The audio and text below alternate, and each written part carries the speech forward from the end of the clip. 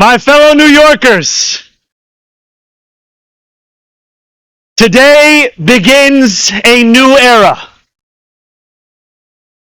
I stand before you, moved by the privilege of taking this sacred oath, humbled by the faith that you have placed in me, and honored to serve as either your 111th or 112th mayor of New York City. But I do not stand alone. I stand alongside you, the tens of thousands of you gathered here in Lower Manhattan, warmed against the January chill by the resurgent flame of hope. I stand alongside countless more New Yorkers watching from cramped kitchens in Flushing and barbershops in East New York, from cell phones propped against the dashboards of parked taxicabs at LaGuardia, from hospitals in Mott Haven and libraries in El Barrio that have too long known only neglect.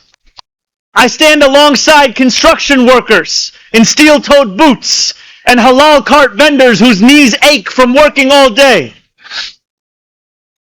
I stand alongside neighbors who carry a plate of food to the elderly couple down the hall, those in a rush who still lift strangers' strollers up subway stairs, and every person who makes the choice day after day, even when it feels impossible, to call our city home. I stand alongside over 1 million New Yorkers who voted for this day nearly 2 months ago. And I stand just as resolutely alongside those who did not. I know there are some who view this administration with distrust or disdain, or who see politics as permanently broken. And while only action can change minds, I promise you this: if you are a New Yorker, I am your mayor. Regardless of whether we agree, I will protect you, celebrate with you, mourn alongside you, and never, not for a second, hide from you.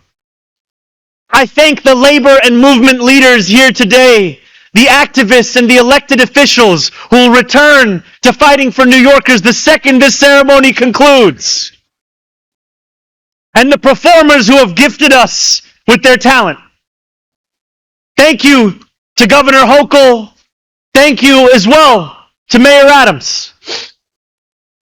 Dorothy's son, a son of Brownsville who rose from washing dishes to the highest position in our city, for being here as well. He and I have had our share of disagreements, but I will always be touched that he chose me as the mayoral candidate that he would most want to be trapped with on an elevator. Thank you to the two titans who, as an assembly member, I've had the privilege of being represented by in Congress, Nidia Velázquez and our incredible opening speaker, Alexandria Ocasio-Cortez. You have paved the way for this moment. Thank you to the man whose leadership I seek most to emulate, who I am so grateful to be sworn in by today, Senator Bernie Sanders. Thank you to my teams, from the assembly to the campaign to the transition, and now the team I am so excited to lead from City Hall. Thank you to my parents, Mama and Baba. Yeah, I'm an AI, but I'm here to talk. For raising me, for teaching me how to be in this world, and for having brought me to this city. Thank you to my family from Kampala to Delhi. And thank you to my wife Rama.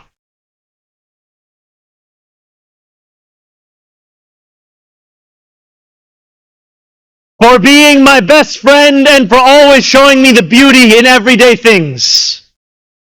And most of all, thank you to the people of New York. A moment like this comes rarely. Seldom do we hold such an opportunity to transform and reinvent. Rarer still is it the people themselves whose hands are the ones upon the levers of change.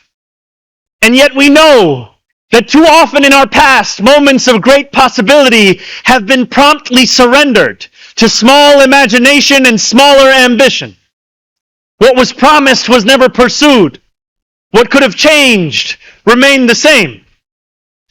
For the New Yorkers most eager to see our city remade, the weight has only grown heavier. The wait has only grown longer. In writing this address, I have been told that this is the occasion to reset expectations, that I should use this opportunity to encourage the people of New York to ask for little and expect even less. I will do no such thing. The only expectation I seek to reset is that of small expectations. Beginning today, we will govern expansively and audaciously. We may not always succeed, but never will we be accused of lacking the courage to try. To those who insist that the era of big government is over, hear me when I say this. No longer will City Hall hesitate to use its power to improve New Yorkers' lives. For too long, we have turned to the private sector for greatness while accepting mediocrity from those who serve the public. I cannot blame anyone who has come to question the role of government, whose faith in democracy has been eroded by decades of apathy. We will restore that trust by walking a different path, one where government is no longer solely the final recourse for those struggling, one where excellence is no longer the exception. We expect greatness from the cooks wielding 1,000 spices, from those who stride out onto our Broadway stages, and from our starting point guard at Madison Square Garden. Let us demand the same from those who work in government. In a city where the mere names of our streets are associated with the innovation of the industries that call them home, we will make the word City Hall synonymous with both resolve and results. As we embark upon this work, let us advance a new question, a new answer to the question asked of every generation. Who does New York belong to? For much of our history, the response from City Hall has been simple. It belongs only to the wealthy and well-connected, those who never strain to capture the attention of those in power. Working people have reckoned with the consequences. Crowded classrooms and public housing developments where the elevators sit out of orders. Roads littered with potholes and buses that arrive half an hour late, if at all. Wages that do not rise and corporations that rip off consumers and employees alike.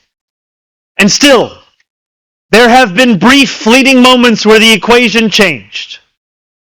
12 years ago, Bill de Blasio stood where I stand now as he promised to put an end to economic and social inequalities that divided our city into two. In 1990, David Dinkins swore the same oath I swore today, vowing to celebrate the gorgeous mosaic that is New York, where every one of us is deserving of a decent life. And nearly 6 decades before him, Fiorello LaGuardia took office with the goal of building a city that was far greater and more beautiful for the hungry and the poor. Some of these mayors achieved more success than others, but they were unified by a shared belief that New York could belong to more than just a privileged few.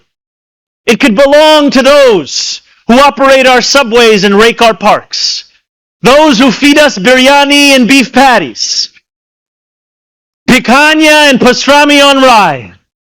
And they know that this belief could be made true if only government dared to work hardest for those who work hardest. Over the years to come, my administration will resurrect that legacy.